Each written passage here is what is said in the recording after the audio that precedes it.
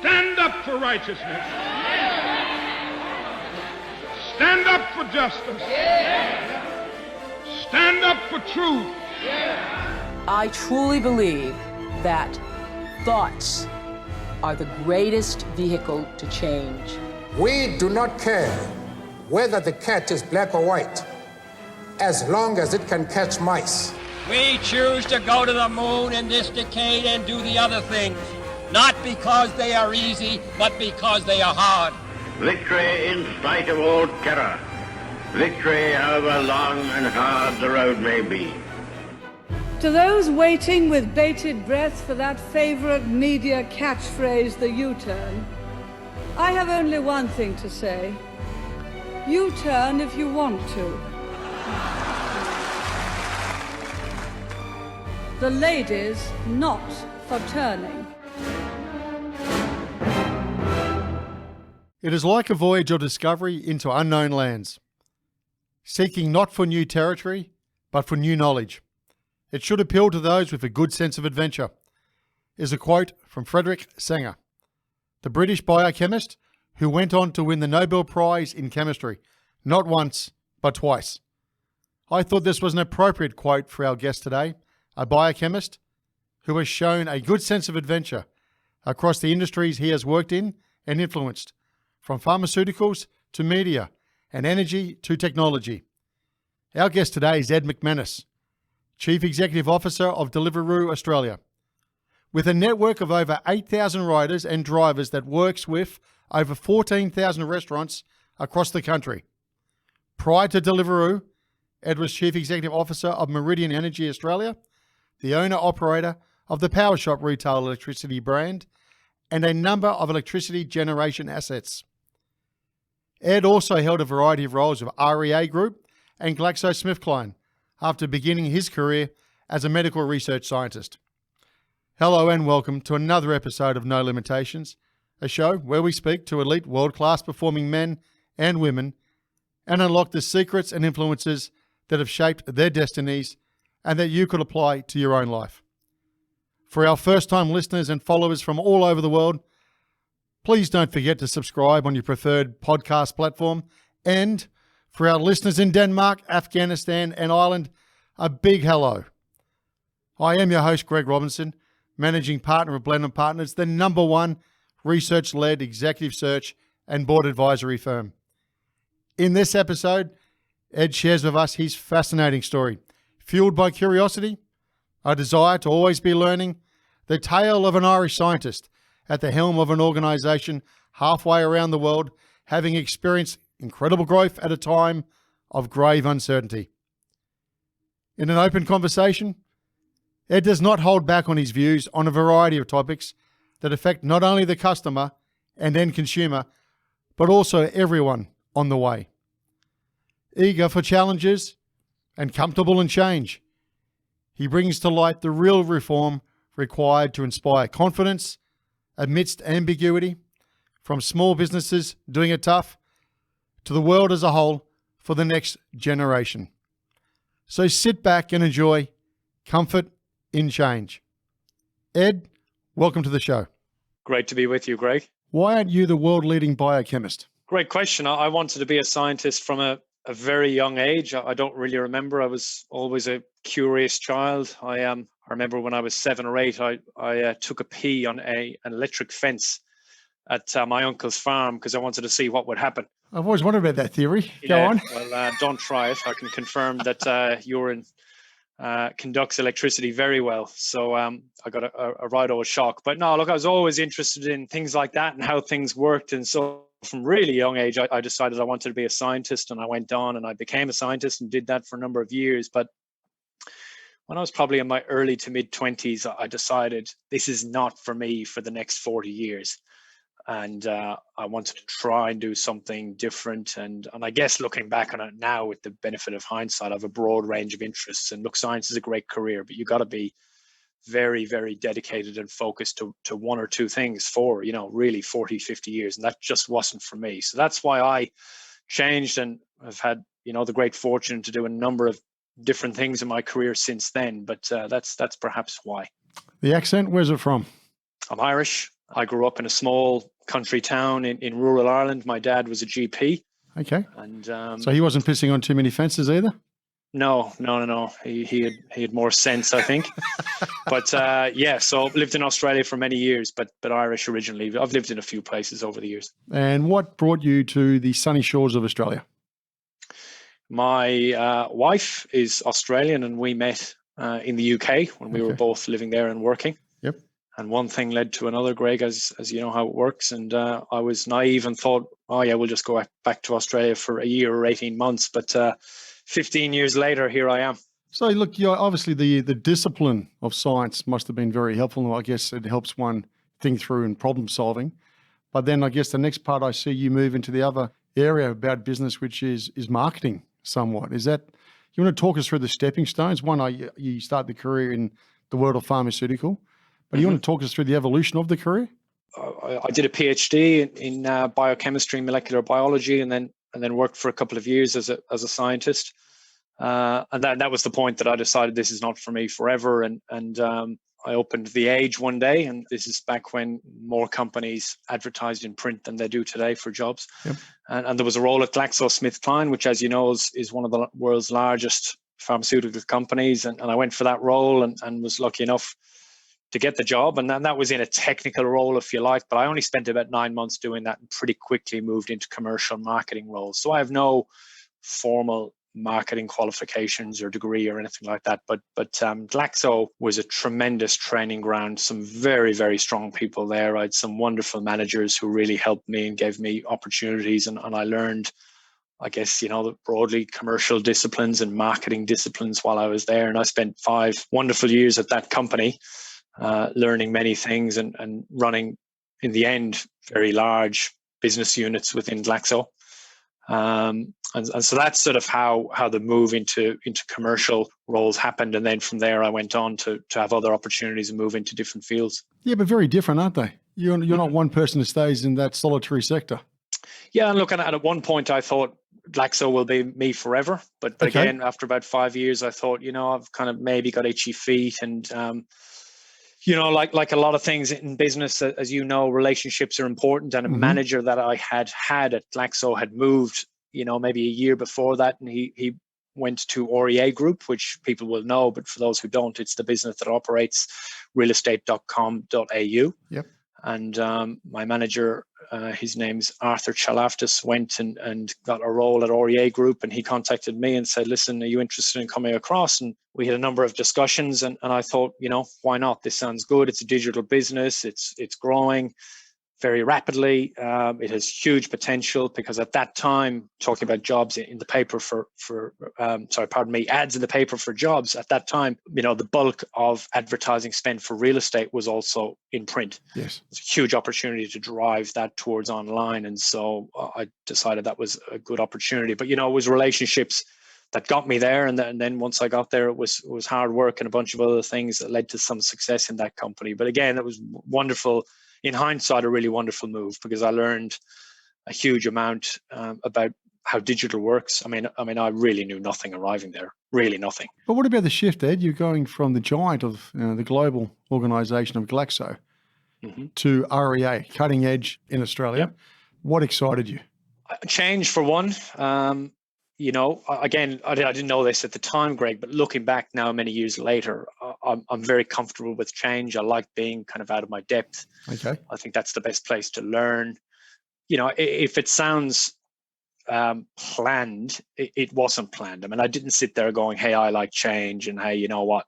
Real estate advertising is the sector for me, so therefore I target this business. Not at all. It was an opportunity that came up, and it was a very, very tough decision to leave GlaxoSmithKline and all the great mentors and managers I had there, but it was the right move for me, and I just felt it was going to be something where I would learn. And I think that's something that's been important to me over my career. And I encourage everyone who works for me or people I come across to always think about what they're learning. If you are, I don't mean learning in the formal sense in terms of courses or anything like that. I mean just the exposure that you get in companies. If you're learning a lot through experiences, through great people, and you're contributing a lot to that business, then that's win-win for you and the business. And when that changes, and perhaps you're not learning as much, then, for me at least, then probably the company's not getting as much out of me, particularly in the early days, and it was time to move on. So that's, I guess, why it happened and why I felt it was a good opportunity. And look, at that time, people were starting to realize that gaining digital skills was not a nice to have in a career, it was a must have.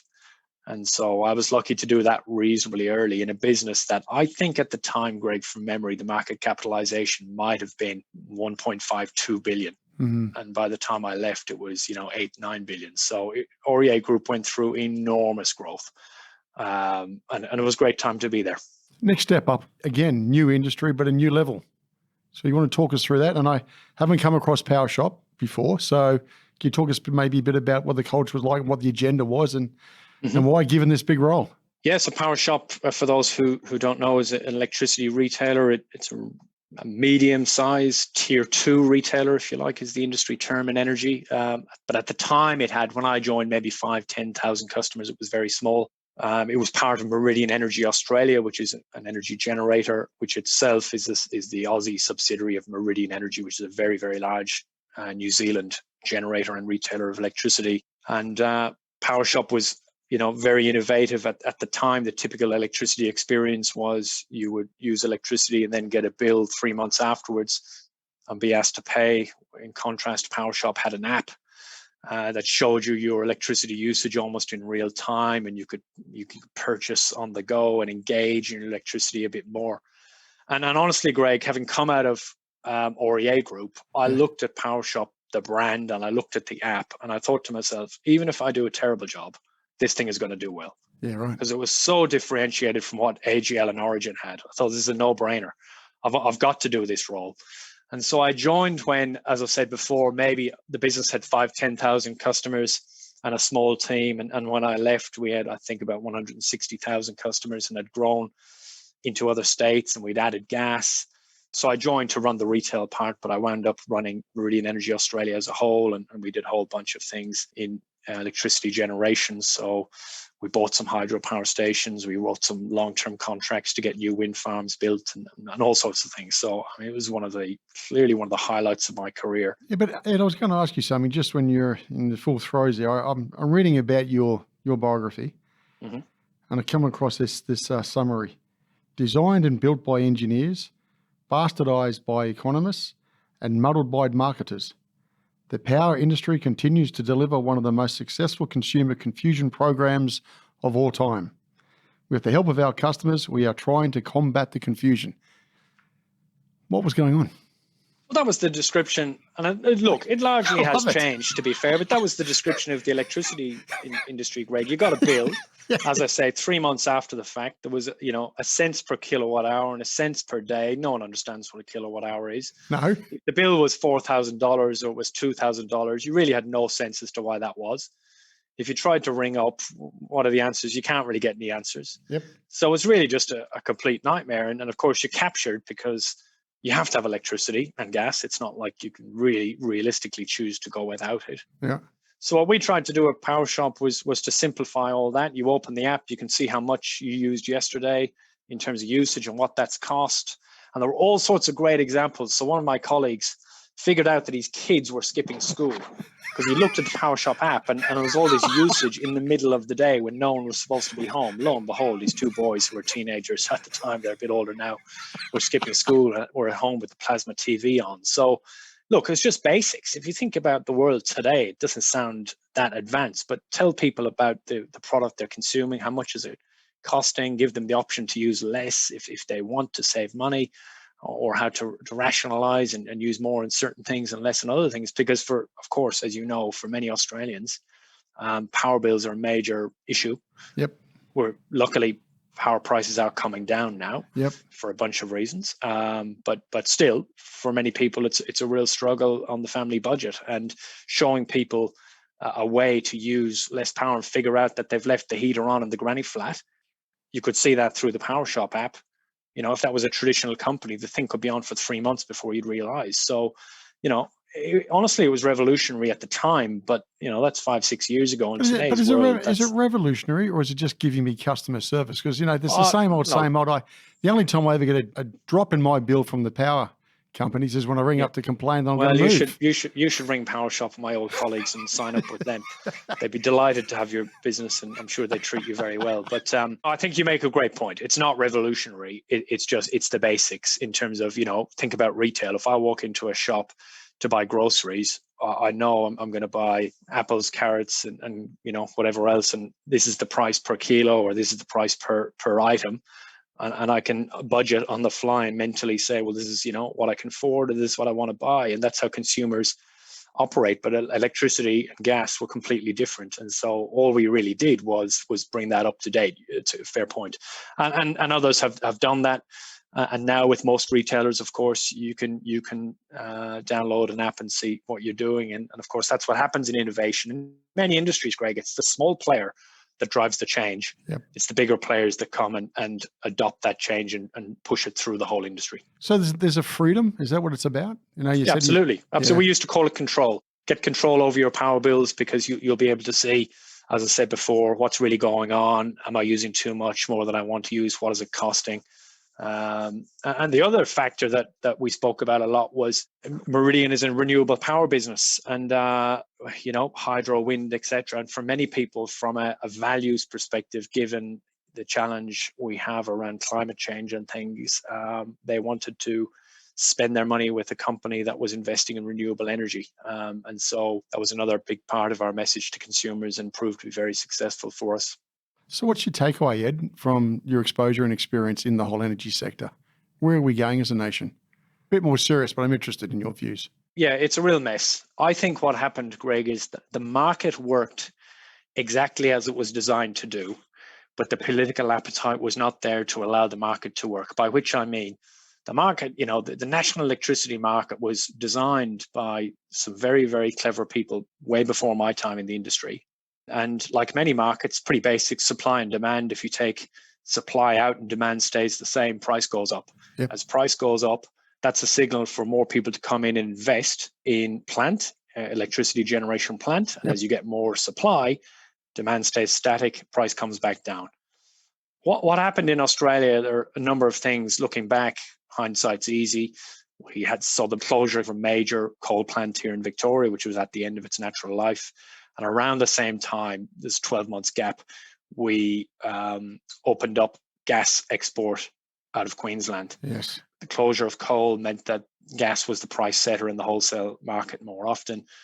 Opening up of gas export meant that the wholesale gas price increased. And the combination of those two things, along with lots of other stuff too, meant that the wholesale price of electricity and gas went up, and that flowed through to consumers.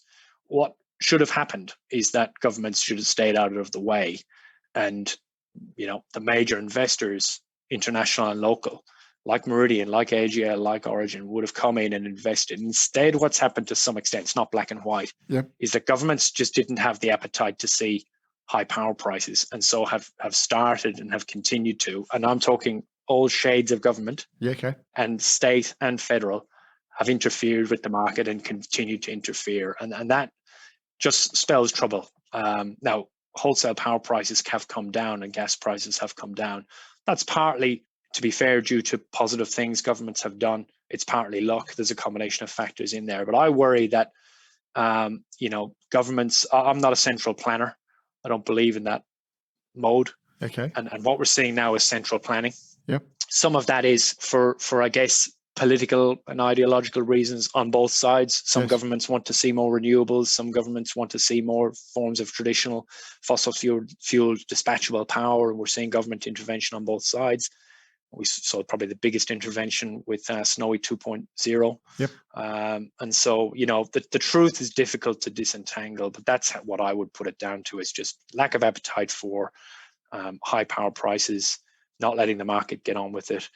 And if they had done that and let the market play out, we would have seen more investment and mostly more investment in renewable power, because renewables plus dispatchables, whether that's battery or hydro, are simply the cheapest form of new power, not new coal-fired power stations. But are we exposing ourselves to new renewables too early? No, I don't think so. You don't think so? No, I don't think so. I think anyone who tells you the problem is solved, I would say maybe needs to educate themselves a bit more. It's incredibly complex. We don't have all the answers in terms of how to plan the system transition from one mainly coal-based to one mainly renewables-based. But it is doable, and there's some, really, really tremendously clever people within the industry and the market operators and regulators in energy, and I'm pretty confident it will happen, and it would have happened. So no, I wouldn't say so, Greg. It's just, look, it's economics in the end. If you can build renewables backed up with hydro, maybe some gas, increasingly batteries, cheaper than you can new coal, well, then you get winners, and ultimately consumers benefit. Why did you depart the industry, Ed? Well, I think, Greg, you can see a bit of a pattern here. It was 5 years in energy, and I was very happy there. Meridian was a tremendous business, very talented people. I was very lucky, some really great colleagues and people working for me. But I was sort of thinking, what do I do here? At that point, I'd been CEO for a few years, and I was approached about Deliveroo. Yeah. And I thought to myself, well, this is interesting. Did you know much about them? No, I knew them. Okay. The brand is pretty well known. Yeah.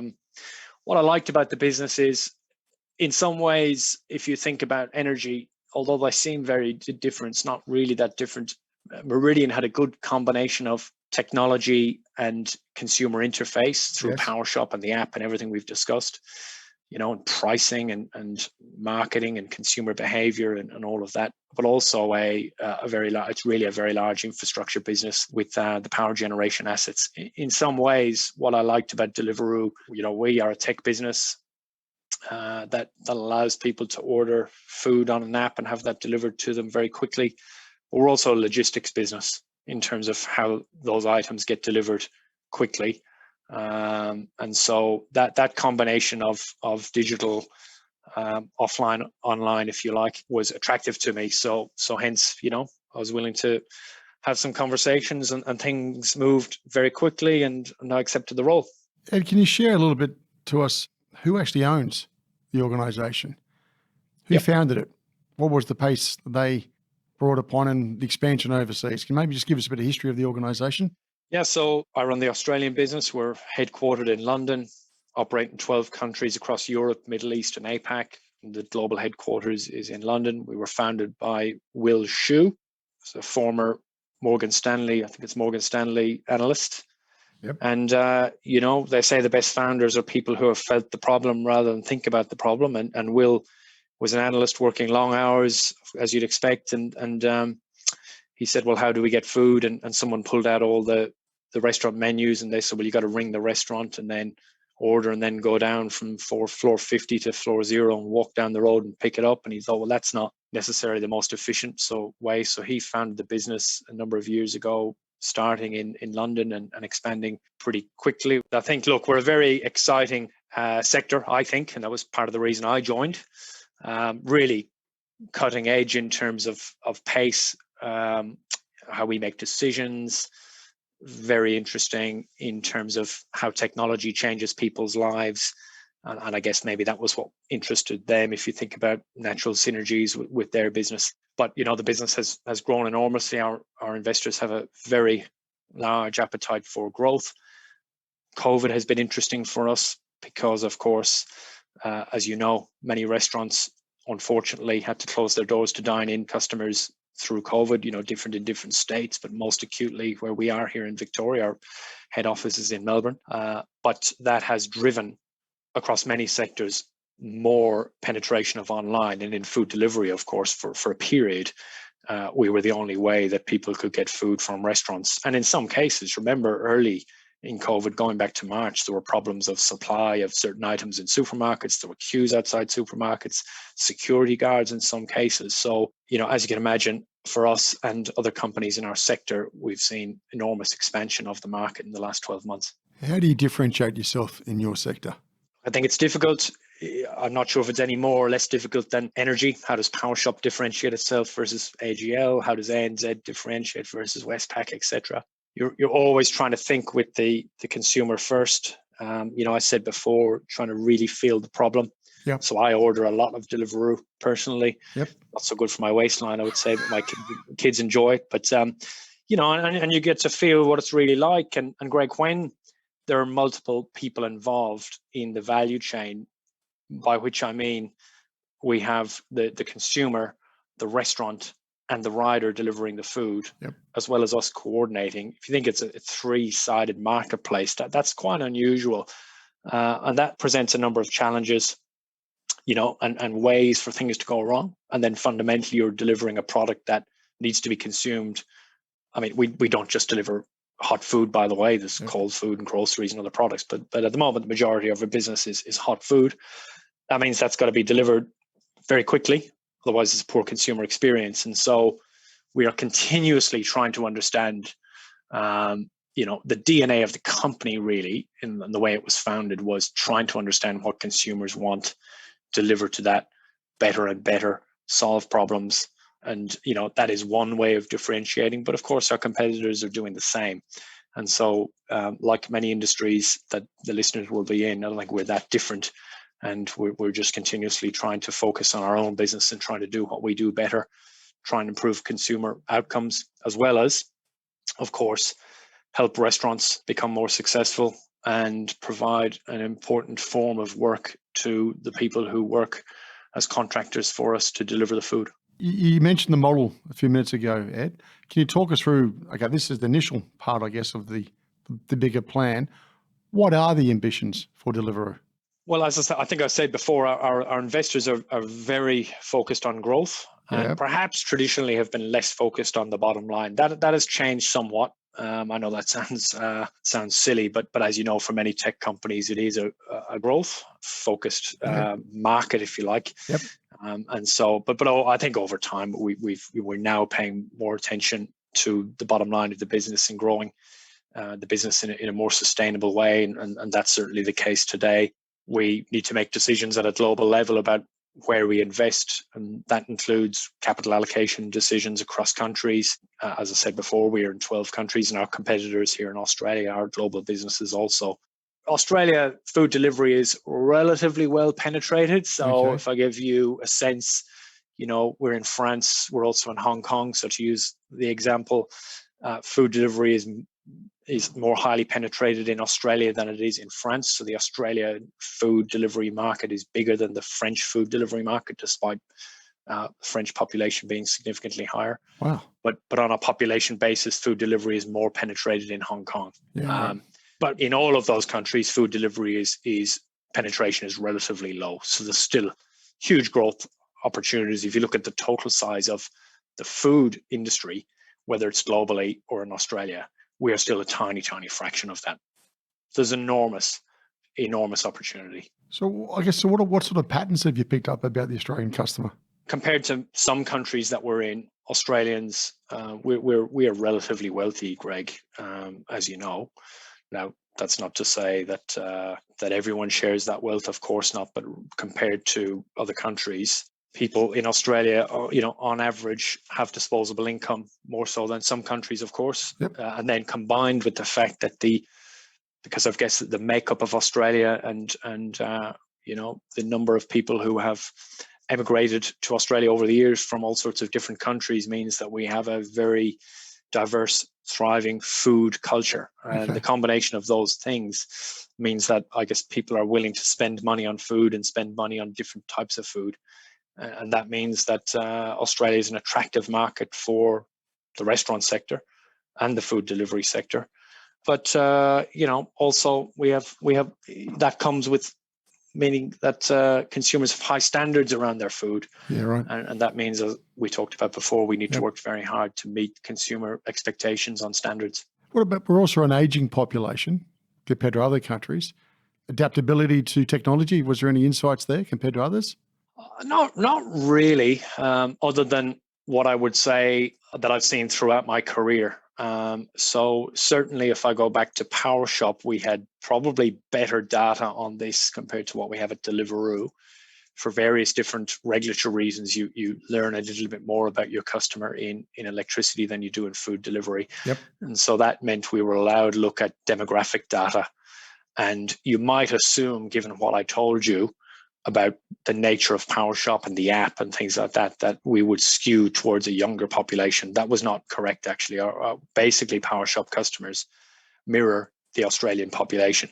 Okay, right. And so we were not overrepresented in the 25-year-old versus the 85-year-old. It was a pretty even mix. So I think the days, if I go back further to the days of realestate.com, we certainly talked about the fact that there was a skew, and maybe older parts of the population would prefer ads to be in print, and younger would prefer ads to be online. And, that's going back 10, 12, 15 years. That's not the case anymore. I think digital is penetrated everywhere. Okay. Ed, look, what's the other, I guess, on-demand options the company's looking forward to tap into? Sure. Well, really, it's anything. In theory, if I talk about the sector and what we see globally, if you think about any product, any consumable that you have a need for quickly, and consumer expectations are changing. And so the obvious ones are on-demand grocery. So what we see in other countries, this is more penetrated today than in Australia. People will still go to their supermarket for a weekly shop. And in Australia, you can do your weekly shop online. Typically, that arrives a few hours later or tomorrow within a window of a couple of hours. What we see in other countries is people will do their weekly shop, be that physically or digitally, but then they'll do their top-up shop on demand. And so if you've run out of milk, nappies, wipes, I'm giving you examples that are live ones from my family, or Panadol or whatever else, then rather than racing out at 8:30 at night to pick up those items, you would order those from an on-demand player. That specific example is, we see that more of a feature in other countries than we do in Australia today, but it's inevitable. I think that it will come here. Okay. And then you think about other products, everything from pet food to pharmacy products to anything. I mean, we consumer expectations are changing. And I think if you get used to getting things on demand in one part of the economy, that's, I think, starts to shift in people's brains to expect that sort of service in other parts of the economy. And I think whether that's Deliveroo or our, direct competitors, or we'll see other technology companies fill that space, remains to be seen, but someone will. And I think more and more people want consumer items quickly, and there will be someone there to deliver them for them quickly. So if I set up a business and I've got a couple of backers and I've got a new product and I want to get it out quick, and I know I've got a market out there, how do I get onto your platform? Well, I thought you were going to ask, how do you establish a platform? No, it's relatively straightforward. You come and talk to me, Greg, and I'll always entertain. We can talk commercials that work for both of us. But no, look, we're in a number of discussions with some of the sorts of companies I just mentioned. But, there are every day new tech startups in this area. We see them all the time. In other countries, we're seeing dark stores for grocery. So we're seeing people raise money based on the fact that they have a warehouse, some shelving, and maybe 1,000 grocery SKUs. Right. And that's, enough. We don't see that as, again, not saying that in Australia, we're seeing kitchens, and we have a large number of these kitchens all over the world, including some in Australia. We call them additions kitchens that are set up for delivery only. Deliveroo pioneered that concept a number of years ago. We have, I think, 350 or so of these kitchens all over the world. But we're starting to see that for grocery because, one, it's filling a need. Two, as you know, there's a lot of empty space, retail and former industrial space around our suburbs. So something will go in there eventually, and people will take advantage of opportunities and consumer demand. Safety is going to be very important, isn't it? Yeah. How do you ensure that is maintained for these young guys and young ladies on their bikes? There's a huge amount we are doing, and I think there's a huge amount more the industry could do, because, as you know, unfortunately, relatively recently, we've seen a number of tragic deaths as a result of accidents. Yep. And, I learned a lot, Greg, about safety when I was at Meridian, because electricity generation, and in our case, that was wind farms and hydropower stations. You're working at height, working around deep water, working in electricity. There are hazards everywhere. And a safety culture is something that is easy to say, and it's a little bit more difficult to establish, but it really has to be core to the organization. And at Meridian, it really was core. I mean, we said there's no megawatt hour extra of generation that is worth an accident.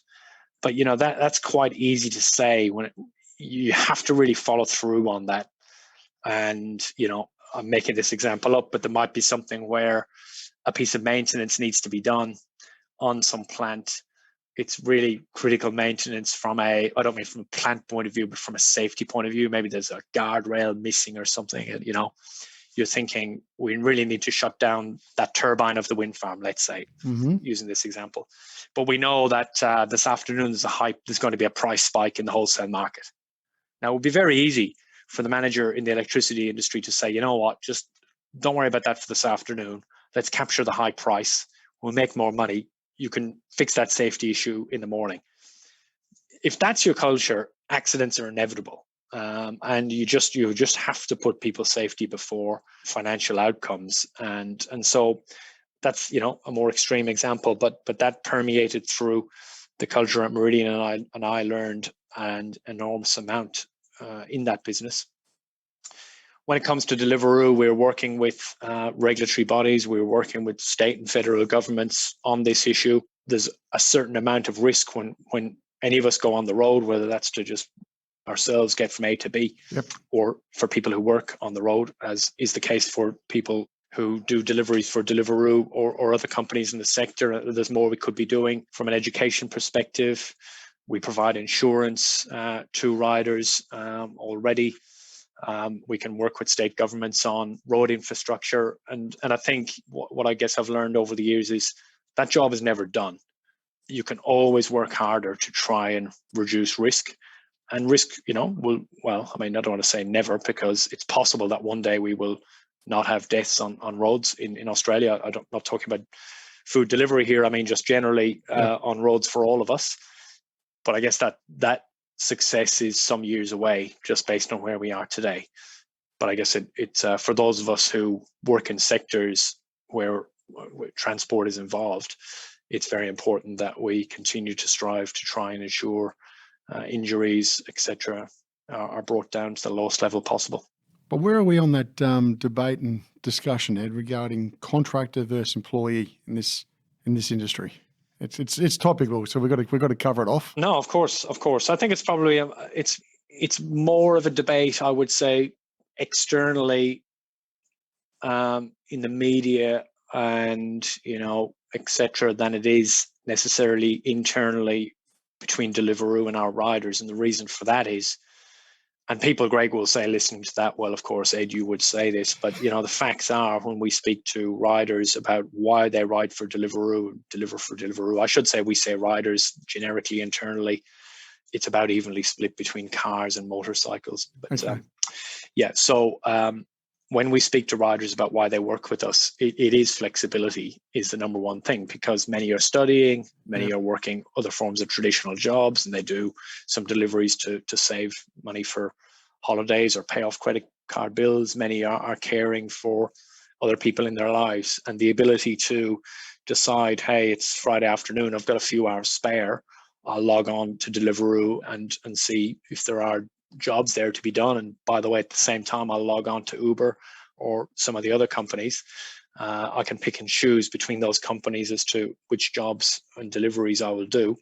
That is enormously attractive to them. And when you say, well, okay, what about if we changed our model to something more akin to more traditional forms of work? What they say is, well, we could no longer work with you, because it just doesn't work in with their schedules. So really, that's where the debate lies. People will talk about earnings. Victorian government report recently, I guess it was a survey. The Victorian government have done a large independent inquiry into the gig economy. This is broader than food delivery. And when they surveyed people in the gig economy, they report what their earnings are, and their earnings are higher than the minimum wage. And that's, Victorian government independent report would be, I guess, seen as independent and not grinding an axe one way or another. So, I think, Greg, people can earn some money and earn good money in a manner that suits them in terms of how they want to fit this form of work around what they're doing the rest of their lives. Now, we would like to do more in terms of things like sick leave, things like other forms of benefits. But the labour laws today don't allow us to do that, because the contractor model is central to how our business operates. Yep. If you start to provide other benefits, then you're into, because contractor employee, it's not a black and white delineation. Yep. If you start to provide other benefits, you're into employee land, and for reasons I've described, employee status doesn't work for the people who do the deliveries for us today. So actually, they don't want that, despite what you might hear about. But really, what we are asking the government to do is to really think about reform here and almost create a third class of employment status that sort of sits between the casual and the contractor. Okay. And that actually would be the best of both worlds. But that requires reform and requires thinking. Yep. So I'm a sole trader and I've got my insurances and everything else. Mm-hmm. Okay. But if I've worked all night and I click onto you guys say, look, I'll deliver, and I have an accident on the way to a customer. Yep. What happens there? You're covered by Deliveroo insurance. Okay. That's the case, is it? And is that That is 100% the case. Yeah. Okay. That has always been the case. Yeah. So absolutely. I mean, of course. But if you were ill the next day, yep, you would not get sick leave. No, because you're running your own correct business. Well, we would like to pay you sick leave. How's this going to work out? Well, I hope it's going to work out through proper discussion and real reform. That to create a class of employee that's different to a contractor, but it's different to an employee, sits in the middle, suits the gig economy. Okay. Allows a food delivery person to say, hey, use the same example. I'm at uni. I'm doing some study. You know what? I feel like a break from study. I want to earn some money. I'm going to go outside, turn on the app for Deliveroo, turn on the app for 2 or 3 other food delivery companies. Yep. And I'll see jobs come up and pick and choose. And if that person, again, to be clear, has an accident, they're covered by insurance for Deliveroo. But if that person has worked, with Deliveroo all week, and then the next week is ill, then of course, this is not about legalities. This is about what's the right thing to do. The right thing to do would be that person should be entitled to some sick leave today, but that requires reform. The only way we can do that today is to make that person an employee. Yep. Then we would say, hey, you got to do a shift on Monday afternoon. And the person says, well, I'm using this same example. I've got uni on Monday afternoon, so I can't do it. It just doesn't work. So, like many things, we talked about energy, Greg, like many things, real reform is required. And I worry in Australia that with 3 layers of government, this is a real issue in electricity. No, agreed. We got, the way your electricity rules operate is different if you live in Albury versus Wodonga. And, so for example, let me give you a real example. If you are entitled to an energy concession, it's slightly different, not just slightly different, it's actually very different for the pensioner who lives in Albury versus the pensioner who lives in Wodonga. What that practically happens is the next time that person calls the call center of the electricity company, they're put through to somebody, and the person, we're all human, right? They just happen to have top of mind, because you think about, honestly, the people who work in electricity call centers, the amount of things they have to remember about how the system works, how it works from a regulatory perspective, and what that person is entitled to in terms of concessions is enormous. They do a tremendous job in those call centers. So the person rings up from Wodonga and they go, you know what, actually, you're entitled to this energy concession. I'm going to apply that to your account. That's fantastic. The person's happy. They get a call then from the person in Albury. Yep. They just might not remember that actually in Victoria, it's slightly different to New South Wales. Who loses out? It's the pensioner. Yeah, right. And so, listen, I'm giving you one example. Multiply that by 1,000 in electricity, and that's what you're dealing with. And so, sometimes I worry that we have got multiple layers of government, and reform is difficult, and that electricity and food delivery are similar for all the right reasons. State governments are very interested in these areas. Federal governments are very interested in these areas. That's not a bad thing, but that just means reform is complex. But we would like that to change. But what we see in this sector, Greg, is that there's an attempt to sort of shoehorn what is a part of, if you like, inverted commas, the new economy into regulation of the old economy. And it just doesn't work. Now, people will say, yeah, well, that's just Ed and he's saying that. But it's not the case. If hopefully you understand why I'm saying what I am. And you can see that it's not simple. This is not us trying to dodge our responsibilities. This is about us saying there's a form of work here that does not suit people who want to be rostered onto shifts, basically, in simple language. So hence why we do it the way we do it today. However, we would like to provide those people with numerous other benefits. One example is sick leave. We can't do that today. Now, it gets very complex because what happens if the person works for 2 hours? Let's put it this way. They do 3 jobs for Deliveroo, and then they do 4 jobs for Uber on the Friday afternoon. On a Monday morning, they're ill. Who pays the sick leave? Now, that's solvable. That is solvable. But it's not solvable using regulation of the old economy. We've got to come up with a new way to think about that. And if we do that, then it can be solved. So the process of coming up with that, who do you got to have your conversations with to get this changed? Well, you look, in the main, workplace legislation is the realm of the federal government, not entirely. Okay. So we are mostly talking to the federal government about this, but also state government.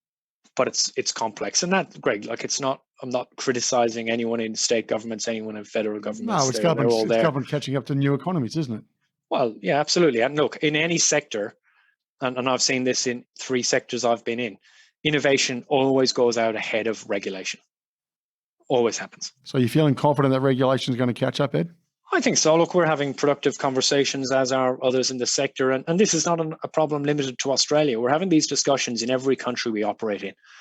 And, I'm confident that over time we can reform in a sensible way that suits consumer demand, the way people want to work in this industry, in this sector, which as a gig economy goes far beyond food delivery. It's just one example. Yep. And works for everyone. Ed, can you talk us through the philosophy around your carbon offsetting scheme? Well, that was something, again, if you go back to the Powershop and Meridian experience, we had some success with customers joining Powershop because philosophically they wanted to reduce their impact on the environment and electricity generation at the time, and still is a carbon intensive industry. If you think about food delivery, you are putting a vehicle onto the road. In the vast majority of cases, that vehicle emits carbon. We do have some people who are on push bikes, but in the main, there will be carbon, emitted as a result of the physical delivery of the food, and us buying carbon offsets. And we buy carbon offsets from a range of projects in Australia as well as overseas. Is a way to, in some small way, reduce, for the want of a better description, the guilt associated with having food delivered. This is not groundbreaking stuff, Greg. Many companies carbon offset today because everybody wants to, increasingly people want to do more to preserve the environment we have. And I think if anyone had any doubt, well, the events of 12, 14 months ago, I think will put that to bed, because the world, I believe, is changing. And I think we need to sensibly reform to, that's not about turning the lights out, but we need to sensibly reform towards the future so that, the world we give to our grandkids is similar to the world we inherited. You've been focused towards the customer majority of your career. So real simple question to you, what is actually customer service? For me, mostly, if I think about my personal desires and experience, I want something that's seamless. I don't necessarily want to be talked to. I want it to be easy. And I think we remember at REA Group used to, often measure things like NPS, etc., as many companies do and did. We started to measure customer effort score, which was a measure of how hard it was for a business to deal with you. So if a customer wanted to, if a customer wants to contact Deliveroo, or a customer wants to contact Powershop or whatever, how hard is it to deal? Can you get first call resolution, all those sorts of things? And that's customer effort score. And I think for me, getting customer effort score down is probably a better measure than net promoter score, because, let's face it, not many of us go out and promote the vast majority of businesses we interact with. There are very few businesses you'd really stand around at the barbecue and actually promote to your friends. It's just certain categories we don't promote. So I think customer effort score is important. And for me anyway, personally, it's about ease. Sometimes in some sectors, we talk too much about delighting the customer and all sorts of things. I think most sectors, you just want it to be simple, easy, get the outcome you want. I'm not sure that's true, Ed, but is it in the past you worked many weekends and would personally get engaged with the customer? I did, yeah, absolutely, particularly in electricity. Often, imagine, Greg, someone's moving house. They have power turned off at the old property. They want the power turned on at the new property. They turn up on the Saturday morning and the power's not on. And again, like food delivery, electricity is complex. There are a number of players involved, the lines companies, the retailers, etc. And unfortunately, things can go wrong. And very regularly, I would deal with the people on a Saturday morning who, I mean, look, it happened in a tiny percentage of cases, but you get some where they turn up at the new property on a Saturday morning, all excited, all happy, turn on the light switch, the lights aren't on. Total disaster. And I'd take those calls, and it used to just kill me. I mean, just the idea of people arriving, maybe imagine it's a young couple, it's their dream, it's their first home. Here we're so excited, turn up, lights not on. I mean, what a downer. And anyway, so I just felt it was very important to just personally figure out where things were going wrong. You can't beat talking to the customer direct. 2, to set the culture of the organization that no one is too important or too high up to deal with customer problems. Right. And really just drive that culture through. And we did. I mean, we just constantly trying to improve, and how can this happen that someone's power has not been turned on? And on occasions that was our fault. On occasions it was the fault of other people in the value chain. But you've just got to try and improve customer outcomes, because that one person who has the person who turns up and the power is on, maybe they tell none of their friends, maybe they tell one friend that, oh yeah, Powershop are pretty good. If the power's not on, they'll tell 100 people that it was terrible. So the downside of getting it wrong far outweighs the upside of getting it right. So therefore it was worth putting time into, from a real perspective, business outcome perspective, but also a cultural perspective within the organization. Ed, what's happening in technology in Australia? Are we at world standard? No, I wouldn't say we're at world standard, but we are in terms of, the startup sector. Yeah. That is thriving today compared to 10, 12 years ago. The number of small startups that you hear about every day, the angel investing community, the regulatory landscape from a government perspective now is much better. And so that's good. And of course, at the other end of the scale, we have some enormously successful technology companies, and successful at a global level. Atlassian is one example, of course, that and there are others. Yeah. But we are behind other parts of the world, but we started later, and I would say we're catching up. And I think that's something that governments have done a good job at. And I think like the job we talked about before of safety, it's never done. My view would be governments should continue to pour money into that sector, whether that's tax relief or whatever, to try and get it's just going to pay back so many fold, Greg, in terms of jobs and tax receipts over time. So I think we are now doing pretty well here. That's my view, but certainly a lot better than a number of years ago. And what do you see happening in the restaurant and food delivery sector going forward in technology, Ed? What's going to be the next thing we should be looking forward to? We generally, with everything, overthink the short-term impact. Don't think enough about the long-term impact. Is that, I know we're probably doing that with COVID today. In delivery, the question is, how long before you have drones? Is that true? Well, I don't think it's imminent. Oh, you don't think it's imminent? No, I don't think that's imminent, no. But I mean, to define imminent, I mean, it's not going to happen next year, Greg. Okay. But, everything in sectors that I've been in, battery cost, for example, has surprised everyone, I think, in electricity. And we will see grid scale batteries much quicker than we thought. And so it's you wouldn't want to underestimate these things. But I guess so in delivery, that's the question. Drones, robots, etc., autonomous vehicles, all those sorts of things. How quickly will those things arrive? I'm not sure. But you don't want to make it. I don't want to make it. One of your shareholders, Amazon, But they've set the target on that, haven't they? They're using drones. Yeah. Yeah. So why do you? But still, I mean, I use Amazon all the time, and I'm yet to see a drone. So the question is, there's a difference between using a drone and using a drone. So you can pilot things and test things and try things. Okay. But at what point does it become scalable and mass? And look, it's not next year, but it's not 50 years away, Greg. And I don't want to say anything else on record while you're recording, because it'll come back to bite me. But we wouldn't do that to you, Ed. No, it's difficult to say. But, I think it's hard to make bets. You look back over the years, Greg, on all technologies as they've impacted our lives. I think it's very difficult to pick these things. It's coming, but there are barriers to overcome. But there are very, very talented people in Australia and globally looking at these challenges today. As a barometer, you guys see the consumer very clearly. Is confidence up? Absolutely. Look, the Australian economy is having a V-shaped recovery, which is fantastic. Okay. And we're seeing unemployment come down. We're seeing underemployment come down quicker than unemployment, actually. We're seeing business confidence return to pre-COVID levels, and we're seeing consumer confidence return to pre-COVID levels. And as I've come back into the city centre of Melbourne, that's just where I can comment on because I've not travelled yet.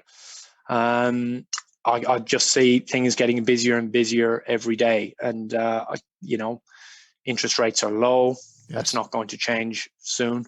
That will drive investment. So I think we are very lucky. We went through some very tough times from a lockdown perspective, but here we are, along with a very small number of other countries. We are, not COVID free, of course, but we're in a very, very, very good position, and our economy, I think, reflects that. So I think the hard work that we did last year is now paying off. All right. You seem pretty buoyant by everything. So when you bring people on to your team as a leader in a fast pace, agile company, I guess use the language today. Yep. What are you looking for? I would say work ethic, curiosity, and certainly for Deliveroo, an ability to deal with change and ambiguity in terms of what we're doing and our plans, and the plans that we made recently are now out of date. We'll make a new plan. Those plans will be out of date. This is such an emerging sector that goes with the territory. But generally, I think you're looking for people who are hardworking, are curious, are passionate, bring some energy, and of course, who can get along with colleagues and drive positive outcomes. Those are pretty generic things that, we're talking very generally for Cork. Of course, there's different roles where you want different skills and different sorts of people, but generally, I'm not sure if it's that different to the sorts of people you'd want around you generally in the non-work setting. You just want good people, and good people are very hard to find, which is why you do what you do. Is your selection process fairly arduous, Ed? It's probably at Deliveroo, I would say the culture is a longer process than other businesses I've been in. Yes. Absolutely. Okay. So more interviews. That is the case. And that's, been the direction that's been set. And I guess the history more than the culture more than the direction, I should say, set globally. And I've come in, I've seen that, and it seems to be working. And I'm very lucky. I inherited a team of extremely talented people. Okay. The young culture. I'm one of the oldest here. I know it's hard to believe, Greg. But the average age is probably 29. Wow. And so with that, you get people who bring enormous energy and drive. And that's important in this business because, there's no playbook really. There's no guidebook as to how to do things. It's all exploration and finding new things. So that takes a lot of energy and resilience. So how do you lead? Is it through inspiration? Is it through coach? Is it through pushback? What's worked for you? Well, I think, I'm probably sound like I'm avoiding the question, but I think it's a little bit of all those things. And I think you need to change your approach depending on the person you're dealing with. Some people respond to different things, a more direct approach, less direct, and so I think good leaders will adapt depending on the situation and depending on the individual. But I try and be, I don't know, this sounds obvious, but I try and be very honest with people about what's going on because I want honesty back. bad news, I always say this, bad news is not like red wine, doesn't get better with age. If something's happening, I want to know straight away.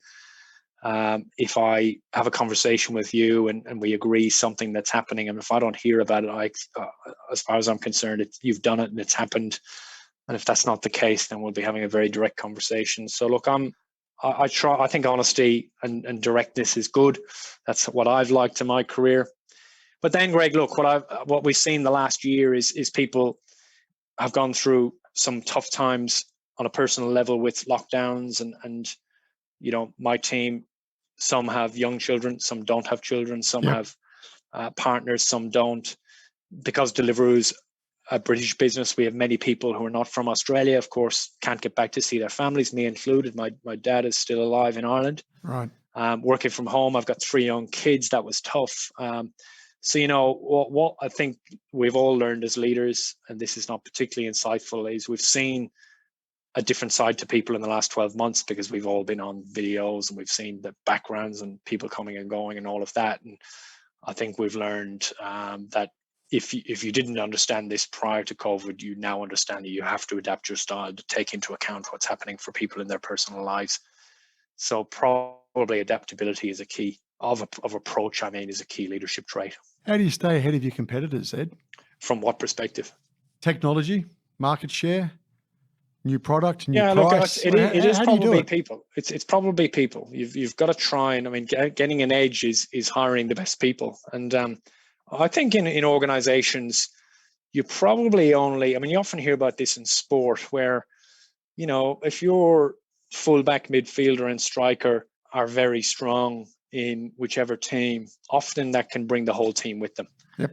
And you see that in all sorts of sports today. And I think that's true in the workplace too. If you can get a good group of very talented, very driven people who are also good humans and have all the right things around compassion and purpose, then that will bring the rest of the organization with them and teach younger people, you know, some great lessons, as I was taught over the years from some tremendous men and women that managed me and mentored me from Glaxo through to where I am today. Yeah, but you were very lucky. You went to Glaxo, which was known for investing in R&D and investing in their people.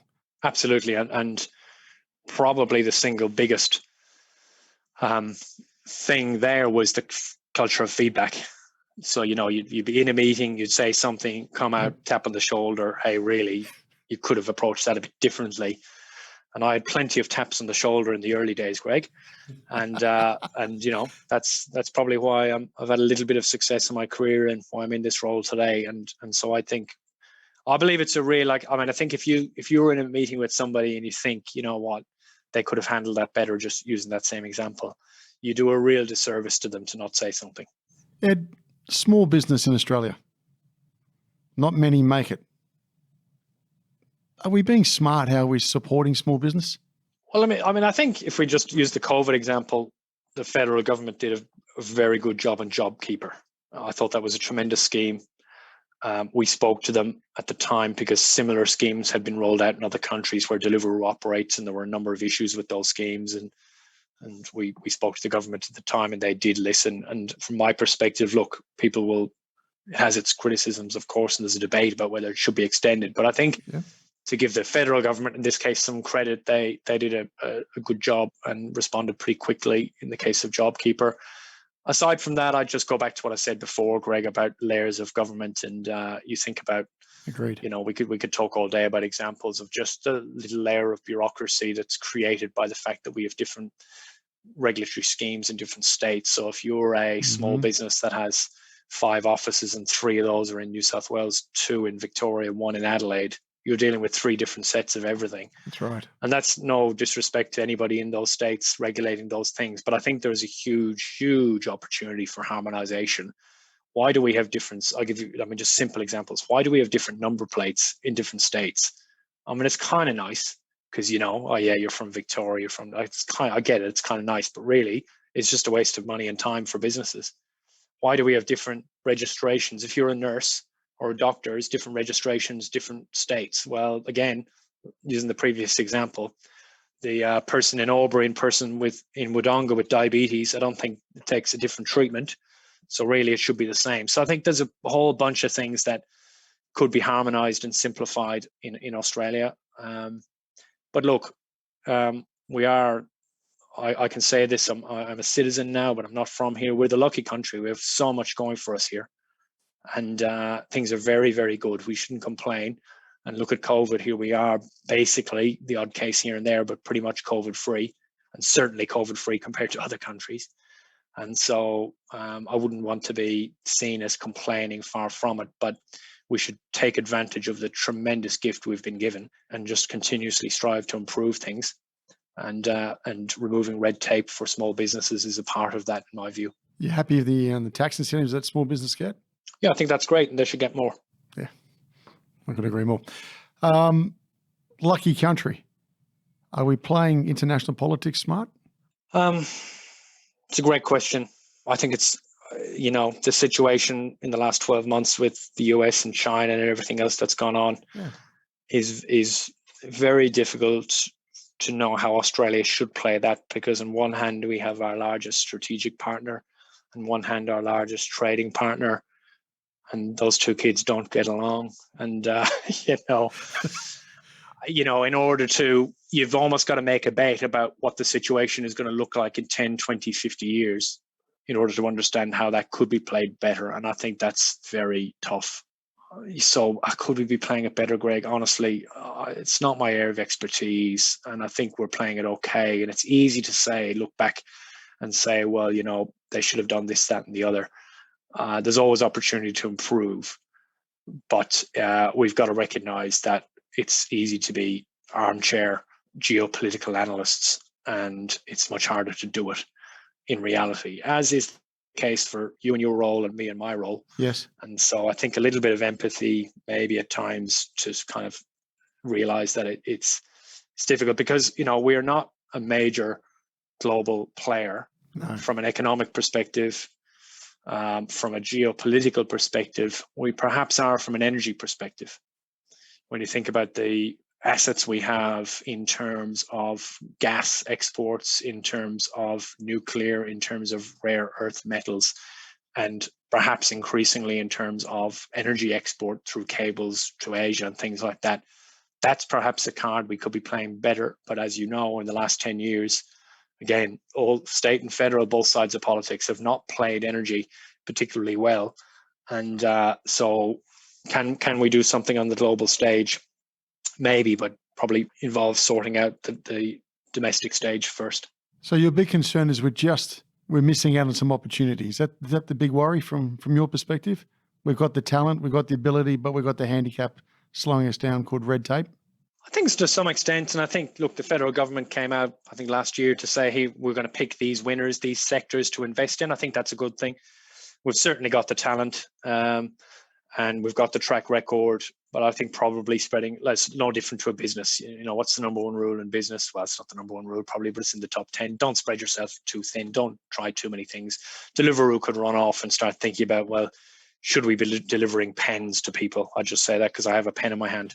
Yeah. Well, we could do it, but it's probably a distraction really on what we do as a core business.